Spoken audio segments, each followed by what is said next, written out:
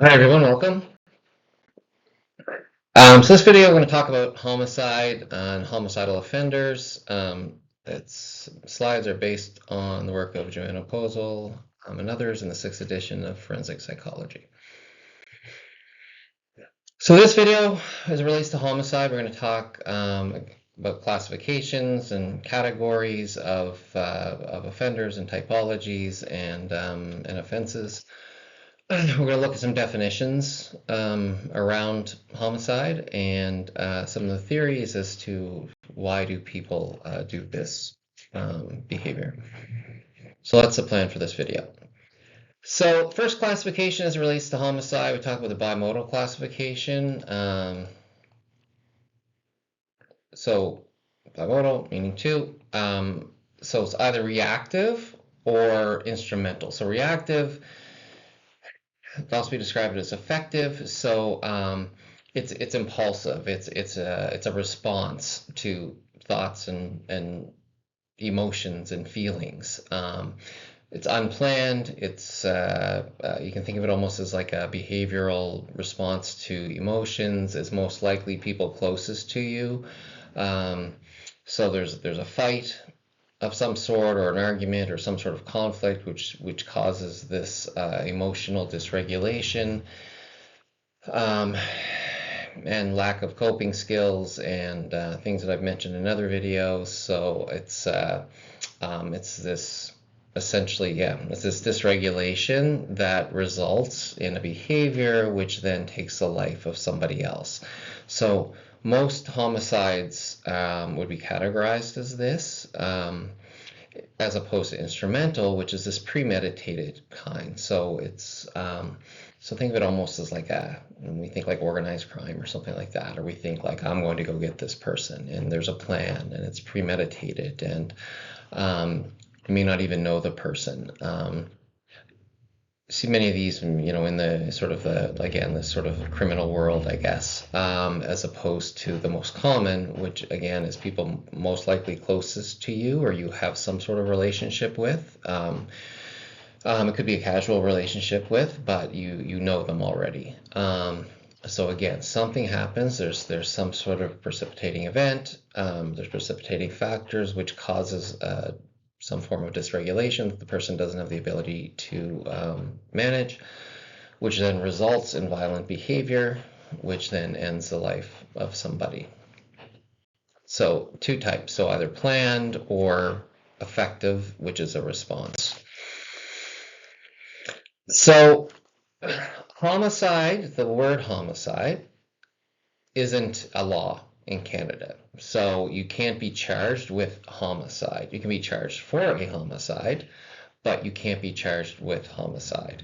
So as I spoke about in other videos, think of like stalking. So stalking isn't a charge.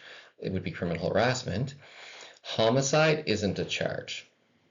It's the outcome of taking another human's life. But under the law, there are charges. So first degree murder, so that is a homicide. And in first degree murder, that's the most serious. So that would be an instrumental. So it's planned. I'm going to go get this person. I'm going to go kill this person. So it's premeditated. It's deliberate. I have a plan. I'm of sound mind. I'm going to go do this. And that's the most serious type of charge as it relates to homicide. The sentence is typically 25 years to life, so 25 years of custody, but then you're on parole for the rest of your life. So you're never again not supervised, and you don't have to get parole. You just have to serve a minimum of 25 years before you're eligible for parole. So these are these premeditated types of murders. These instrumental of homicides. These instrumental types of homicides. See, we can use the words interchangeably sometimes, but they are different. Homicide is the outcome, whereas murder is a charge. Where this also applies is the killing of a law enforcement officer in the course of their duties. So even if it is a reactive homicide, somebody gets pulled over and they end up killing the police officer, it's still considered first-degree murder. So the reason for it is to offer protection to anybody who's a designated law enforcement officer. So anybody who's a constable or special constable, and it applies to military police as well. Um, yeah, so it offers them so the penalty is greater. So that's why it's a higher charge, or the highest charge we have in Canada. That's why it's the highest charge, just to offer them that protection. Um, Second degree murder. So this is something that isn't, um, again, it's not instrumental, it's not planned. It happens, the intent, so mens rea, everything is there. It's a homicide, the person loses their life. So when you're acting out in violence, but I'm intending to kill you. I want to kill you. Not premeditated, so think of a bar fight or something like that, and somebody stabs the other person with the intent to kill them. But it's not premeditated, so then that would be second degree murder. So, depending on the evidence that's put forward, the sentence is a bit lighter. It's you still have a life sentence, but eligibility for parole is usually between 10 and 20 years. But often it's still a life sentence. So life sentence on where if you get parole, then you are supervised for the rest of your life. Manslaughter is unintentional. So again, think if somebody's in a bar fight or something, or maybe even if you push somebody else and they fall and hit their head and die. So the intent is there for the act of violence, but the intent isn't there for the homicide. So that's manslaughter. So the intent, the mens rea, the guilty mind, isn't there to kill the person, but the intent is there to hurt the person, but not to kill them, not to take their life. Excuse me. So you've likely heard of all of these charges just in the media, but that's the difference. The first degree is the highest, life sentence, usually 25 years to life.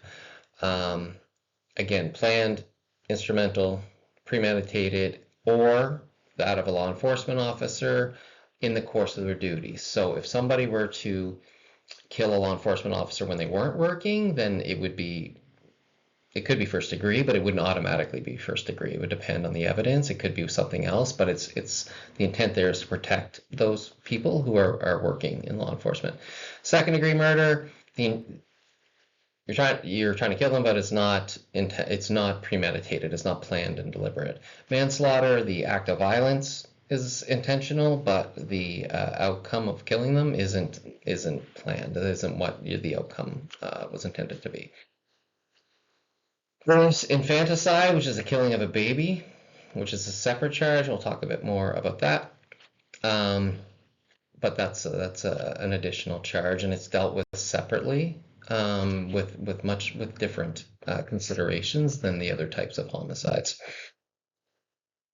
So the broad term for parents killing a child is called filicide, and so breaking that down, there's neonaticide and infanticide, which I've already mentioned.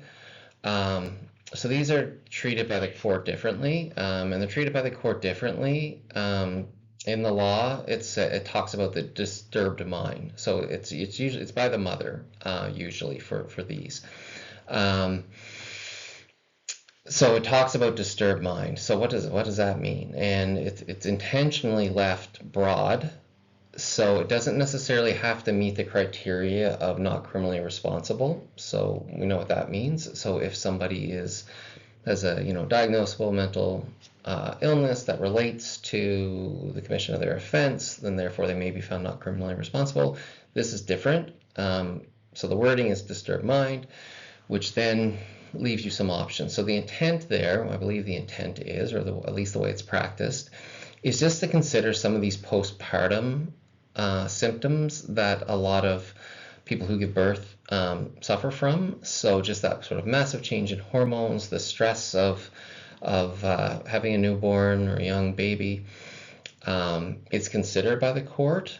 So that's why the term is left broad, because it may not meet like a diagnostic criteria, but there's enough evidence to show this person has these symptoms that we should consider. So neonaticide so that's of a newborn. So somebody has a baby and they abandon them or they sort of kill them in the first 24 hours after birth.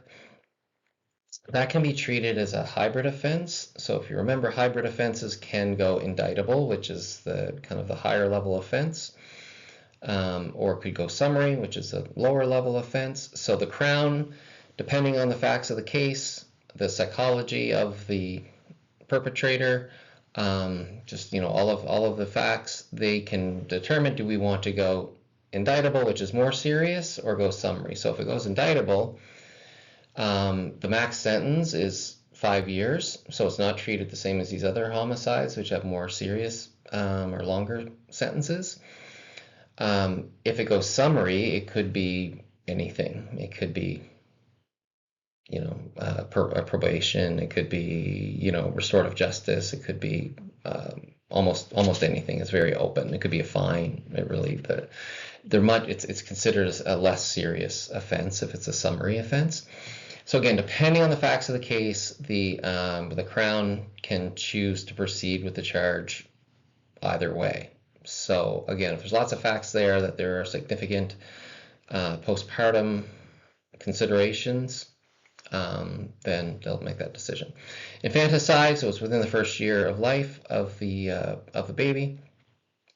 Again, the max sentence is 5 years, so again, it's not treated as, we could say, harshly, I guess, as the other forms of homicide. And it's because of, in the law it says disturbed mind, these other considerations around, is there evidence of sort of postpartum complications, whether it be psychological or sociological, of the perpetrator. So so it really, there's different reasons for it. Oftentimes, with younger children, again, it's this feeling of, on the parent's side, of being overwhelmed, of not having the resources or the emotional acuity to be able to manage where they're at in parenthood, I guess. With older victims, so if they're beyond this 1 year, they wouldn't be these charges. It would be the kind of the manslaughter, second degree or first degree charges. So if they're beyond first year, these other charges would apply. Oftentimes it's disagreements, it's disagreements. So if parents arguing with teenagers or kind of older youth, there's a physical altercation, which then turns into homicide, like in the form of manslaughter. Or if there's abuse, ongoing abuse, which then again could be manslaughter, it could be second degree, depending on on the intent and what the facts of the case are. But there's different reasons, and a lot of the same reasons apply with any of this stuff we're talking about. It comes back to kind of emotional regulation. It comes back to behaviors that might have been reinforced in the past for a variety of reasons. It comes back to social learning, coping skills, resources, all of these things. Familicide is when somebody, in a kind of a family situation where one, say, caregiver or spouse kills the other one, and kills the children. So in case of like single parent family, this would still be considered familicide, but typically most of the cases are in a sort of heteronormative relationship. The male kills the female spouse and children. Usually some history there. So remember, family only abuser. There's typically some evidence. There's some clinical reasons for it as well. So there's kind of a history of depression, some other sort of mental health concerns or mental illnesses. So we classify them as a despondent, non-hostile killers. So there's mental health considerations, could be substance abuse as well. Limited past violence, outside of the home. There might be some inside the home, like emotional violence or other types of violence. Excuse me. That hostile accusatory killer, that's when there's been significant abuse. So if you've seen the video on intimate partner violence, so if you remember the sort of that levels of abuse that a partner may be subject to, so it could fall if those sort of upper levels, if there is a history there, and it's a further classification. Again, the reason we classify is to help understand it, to give it a framework to understand it. Many times in familicide, the perpetrator will kill themselves as well. Unfortunately, there's a lot of well-known cases around this where, again, usually the male figure in the home kills the partner, spouse, kills the children, and then they kill themselves. So, again, sadly, there are, unfortunately, they're not hard to find, these cases online. There's a well-known case in Nova Scotia. There was a formal inquiry around the Desmond inquiry where, and this person would be considered despondent, non-hostile killer, so there was very little past violence within the home. This person was a veteran of active service in the Canadian military, significant effects of PTSD, because they lived in a rural community, and just due to bureaucracy, this all came out in the inquiry, was having a hard time getting support and mental health support for their symptoms, which then resulted in a case of familicide where he killed his children and his female partner and himself. So yeah, if you want to know more about that, just Google Desmond inquiry and it'll give you all the evidence, all the facts around that case. A very sad case. It happened in Guysborough County, Nova Scotia. We talk about young people who kill, so talk about youth. Usually they're with somebody else or they're with a group of people.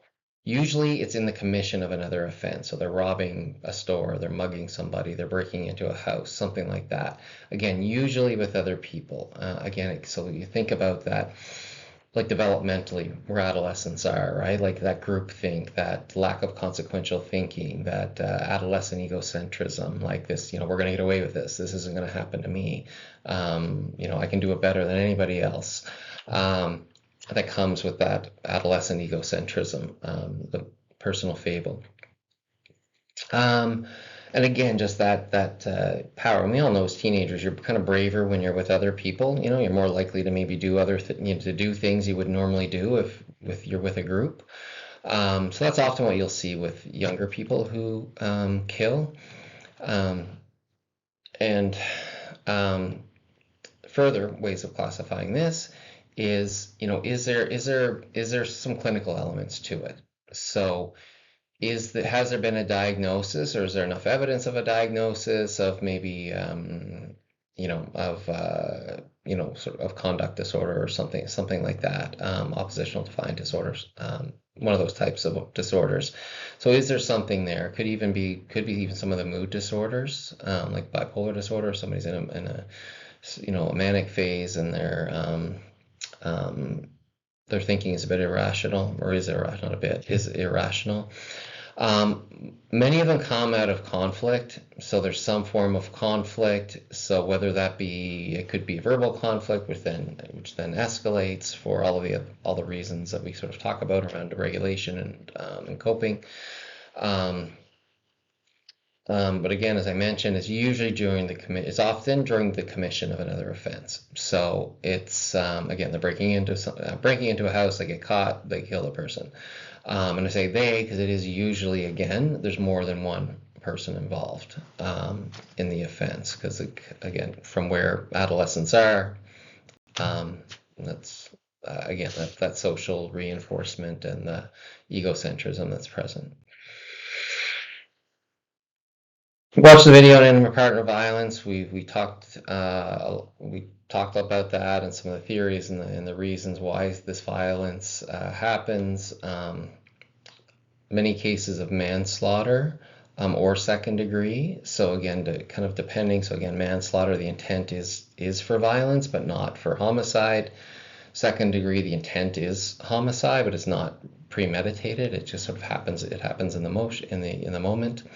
But some further definitions around this. So this kind of breaks it down. And these aren't these are more criminology terms and psychology terms or sociology terms.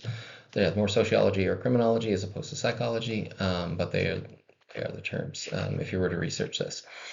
So feminicide is the killing of women. So that's anybody in any type of relationship. So it's a killing of a woman. Eroticide is a killing of a wife by a husband. So again, in a two-sex relationship. Androcide is the killing of men. So that could be anybody, just the killing of any male-identified person. Mariticide is the killing of a husband by a wife. Again, less common, usually tied to long-term abuse. Again, sadly, as we talked about in the video and in partner violence, the killing of a wife by a husband is much more common. In Nova Scotia, the last few years, there's been a statistical increase of this, which has led to now the provincial government putting more funding into domestic, intimate partner, gender-based violence resources. So the government, just even in this year, in 2025, has announced a lot more funding into the research and support for folks who are living in these types of situations. I mentioned in another video, I'm doing some work around this and just looking at what resources are available, particularly to people living in rural communities in the valley. Because again, resources can be maybe harder to access in a rural community. To leave this before it gets to the point of eroticide where somebody is being killed. So again, in that video and in partner violence, we talked about some of the reasons around this. So evolutionary theory explanation is, if I don't want to lose you, I'm losing this, I'm losing my resource. So that as an explanation for the violence could be patriarchal, that, I'm the boss, you do what I tell you, if you don't do what I tell you, you're going to pay for it.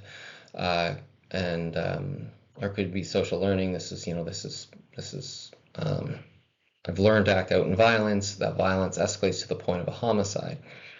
When it comes to eroticide, it's usually close contact methods. So it's not usually like shooting, so it's usually hands-on, punching, strangulation, stabbing. It's just close contact, which is most typical in those types of homicides.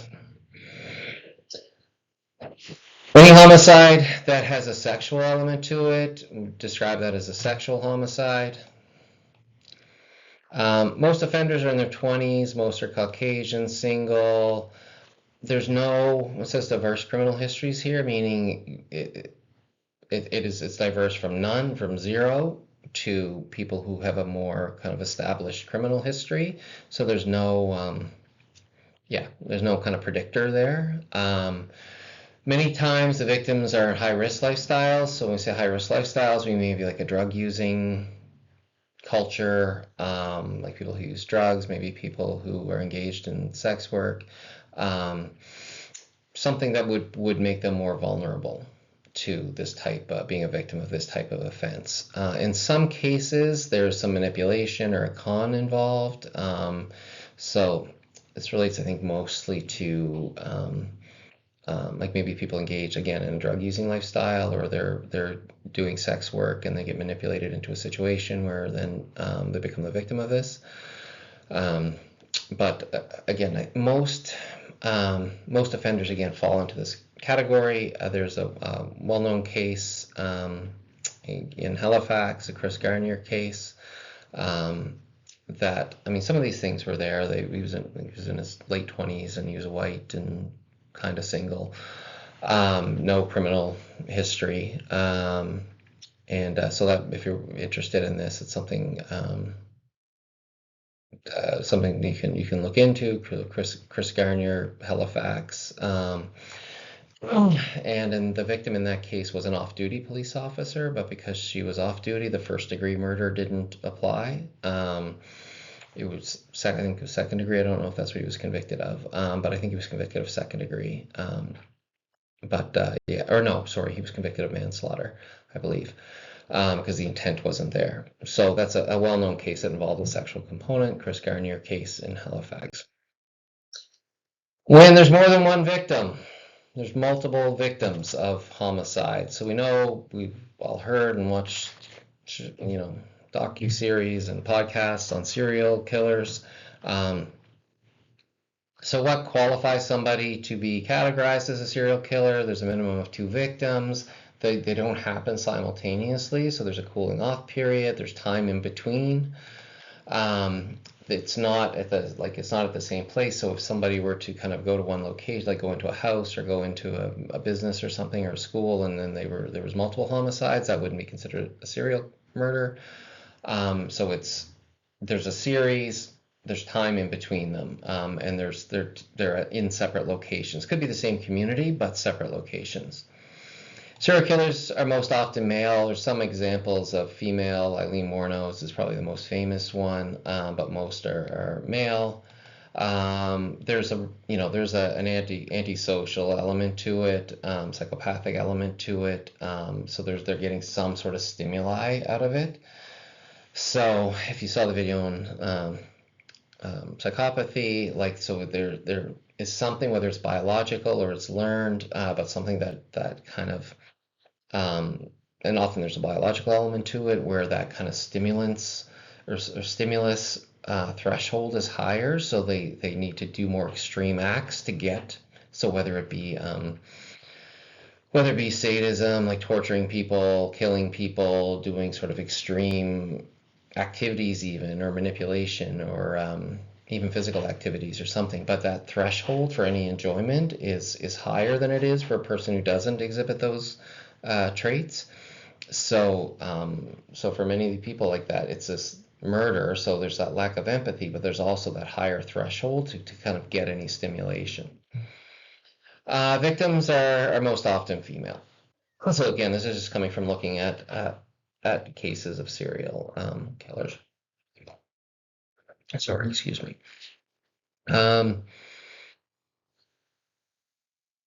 Shooting statistically is the most common method, but there's lots of other methods, as you know. Mass murder is when there's multiple victims, but it's at the same time in the same place. So that's when you think of like school shootings, or somebody there was a case in Vegas where there was a shooter out the window, this sort of thing. So things are all happening at the same time, same place. That would be considered mass murder, as opposed to a spree murder where there's multiple victims. It's one event at separate locations. So it's similar to a serial killing, but there's no cooling off period. It's one active event. Okay, so serial, mass, spree. So an example of spree are the tragic murders that happened here in Nova Scotia in 2020, in Portapique and Wentworth and Debert and Cumberland and Colchester counties. So that'd be considered a spree murder because it was like one event over, I think, 18 hours or something like that this person had committed homicide on multiple victims. I think it was over 20, 21, 22 victims over an 18 or 20-hour period, something like that. So that would be considered spree because there was no cooling off period. So if there was a cooling off period of even, like I say, a week or something like that, then it would be considered serial. But because it's considered one event, separate locations, like geographically similar locations, but they were all at different locations, or most of them were at different locations. It's considered a spree. So why do people kill? Why do people take somebody else's life? So it's similar to lots of other things we've talked about in these videos. It's for that reactional responsive. It's a lack of coping. theories are similar to everything else we've talked about in violence or social learning. So that that violence has been reinforced. So either internally or extrinsically. So internally, it may give people, feelings of control, feelings of power. Um, so we're talking about violence, which then leads to homicide. It could be extrinsic, where I get what I want. People listen to me. People respect me when I use aggression and violence. Um, so like any sort of learning, reinforce, like so that it's all, you can observe it, and you can typically see the extrinsic stuff anyways, or the actions you can see. So like with any behaviors, it's observable and measurable, all of those things. The internal stuff we don't see. We can see it through their behaviors, but we don't see how is this reinforcing. So this idea of social learning, throughout their whole lives, they've learned, aggression is good. Aggression gets me what I want. As I've talked about in other videos, people who are aggressive tend to hang out with other aggressive people, which then can lead to groupthink, can lead to a reinforcement of values and norms, which then can lead to the use of violence and aggression to, again, to get that reinforcement that person needs. We talked about evolutionary theory, introduced that, and we talked about intimate partner violence. So it's just a way of dealing with somebody who's threatening the resources that you have. So if you think of it, you talk about an intimate partner violence, where if you think you're losing resources, or there's something that's threatening your resources, then therefore going to use violence to protect my resources. If you think of just kind of in the criminal world, one drug dealer kills another drug dealer because you're threatening my resources. So that could be an explanation under the evolutionary theory. Um, I'm killing, it could be in the commission of an offense. So I'm robbing a store. I'm worried this person's going to call the police and I'm going to go to jail. That's threatening my resources. So I don't have the coping or the cognitive skills to rationalize that in the moment, or I'm under the influence of something which diminishes all of those cognitive resources. So therefore, I'm going to kill this person um, because they're a threat to me now. So they perceive somebody as a threat, and therefore I have to eliminate this threat in order to protect the resources that I have, which can be tied. Can make an argument towards the evolutionary theory for that. The model that's most typically used when we talk about aggressive violent behavior, up to and including homicide, is the general aggression model. So this incorporates several theories. So general aggression model is the model that is used to explain any forms of aggression or violence. So not necessarily just homicide, but it's used to help understand homicide and some of the things that are happening when that person takes somebody else's life. So the inputs, so these are the internal characteristics of the person. So who is this person? What are those dispositional factors? So things like, what's their personality like? Like what is their, what skills do they have? What previous experience do they have with aggression or violence? So all of those individual differences, so things, demographic, age, gender, sex, all of these things, like what makes this person the person, like who are they? There's the situation. So what situation do they now find themselves in that could be that could end up as a violent situation, or one where they use aggression that can leads to violence or homicide. Excuse me. And then what's happening inside? So this is me. I'm in this situation. What are those things that are happening inside of me? So excuse me. So what's my mood? What's sort of what's my state right now? How am I dealing with this? What are my thoughts around this, or what are my feelings? More so feelings around this. What are my, does this make me mad? Is it making me sad? Is it fight or is it flight? What's happening? And then the cognition. So what's experiences a person have, or like what are they thinking about it? More so, what are they thinking about it? So how are they reacting cognitively to these things that they're experiencing, to these feelings that they're experiencing. And then what is the intensity of this arousal? So as we know, kind of as feelings go up, thinking goes down. So what is the arousal state of this person when they are in this situation where there may be violence and aggression? And then very quickly, there's this appraisal decision process. So comes like, so now what? Okay, I'm feeling this way. I'm in a high state of arousal. My cognition, and maybe it's impaired or maybe it's clear. Again, depends on the person and their ability.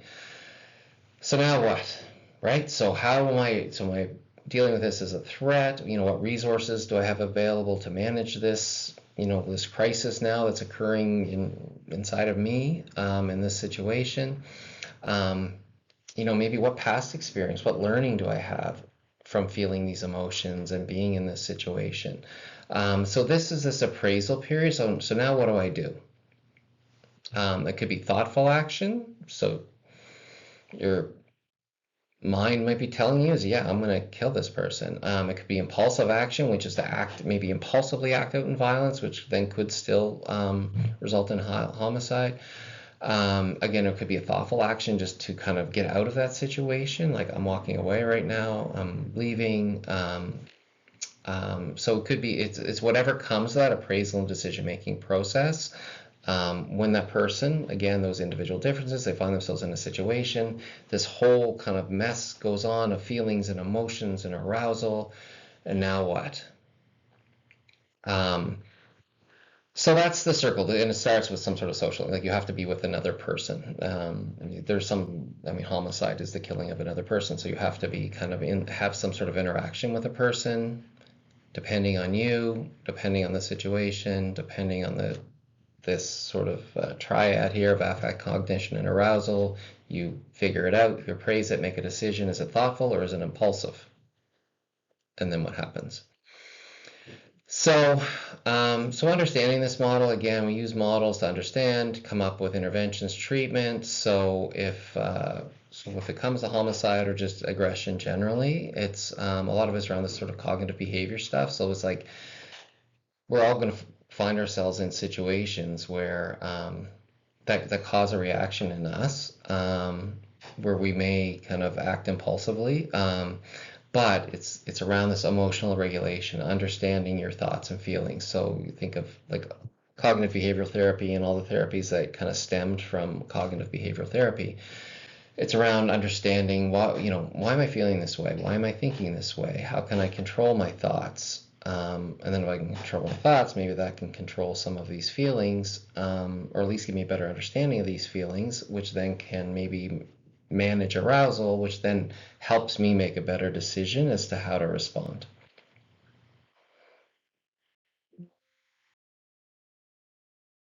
So when it comes to treatment of those offenders who have committed homicide, excuse me, there isn't a lot of research, say even effort, that goes into this, because many of them, they are under supervision the rest of their life. So you get convicted of first degree murder, in many cases second degree murder, life sentence.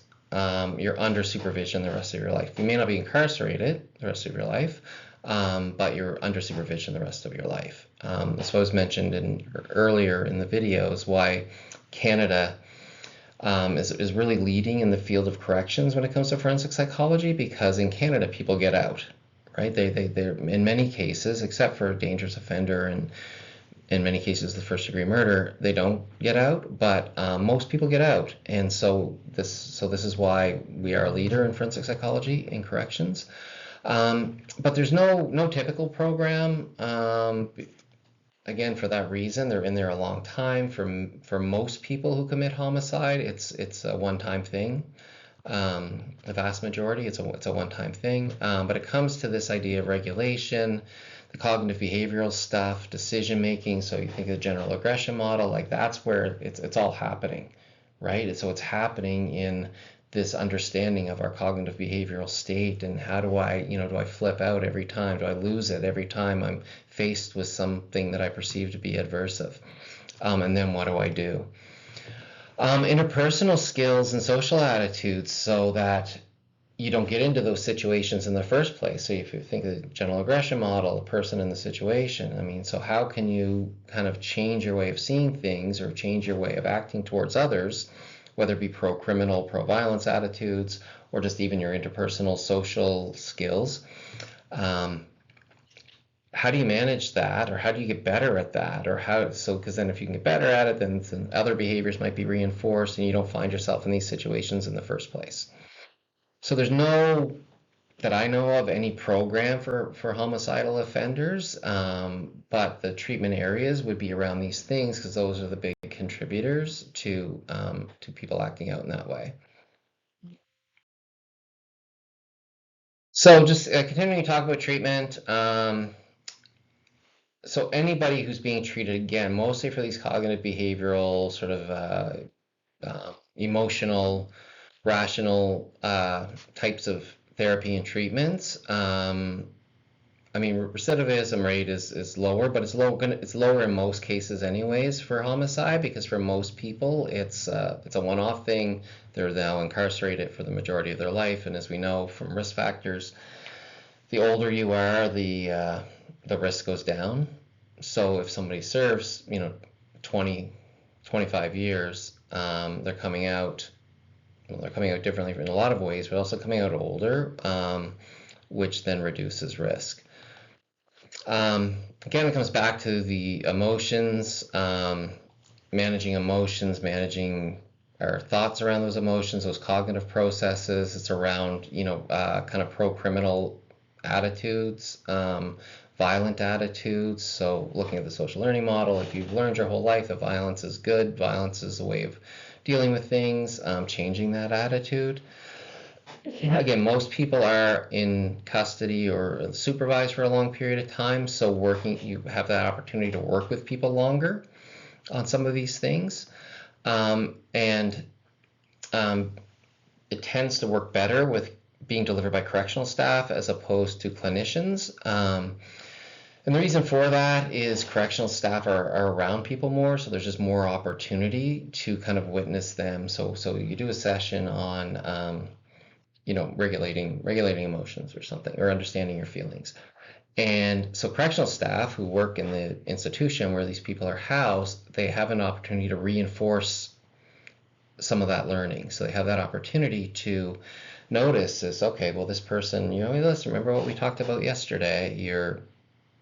How can you manage this? And more access for the participants in the program to access correctional staff. Say, look, I'm losing it. This person keeps coming into my cell and whatever, and I'm gonna get them, or I'm gonna beat them up or something. So then there's more opportunities for intervention because those correctional staff are just in closer proximity than clinical staff would be. And many people ask, hear it all the time, what can I do with an undergrad in psychology? Being a correctional programmer is one of those things. So they have correctional staff who deliver programs, deliver programs rooted in like cognitive behavioral therapy and, social skills, life skills, parenting skills, all of these things that that are delivered by correctional staff. So I did it for a bit. But that's a great opportunity if people are interested in forensic psychology, but you don't want to go on to more schooling now or ever, and you want to do something with your undergrad. It's a great opportunity. So that's both done institutionally and in the community for those on parole and probation. And if you want more information about that, you can just reach out to me and I can kind of explain the process to you. So any thoughts, questions, discussion? If you want to talk about any of this further, if you have questions, reach out to me by email. Happy to chat on email or over Teams. Just let me know. Thank you.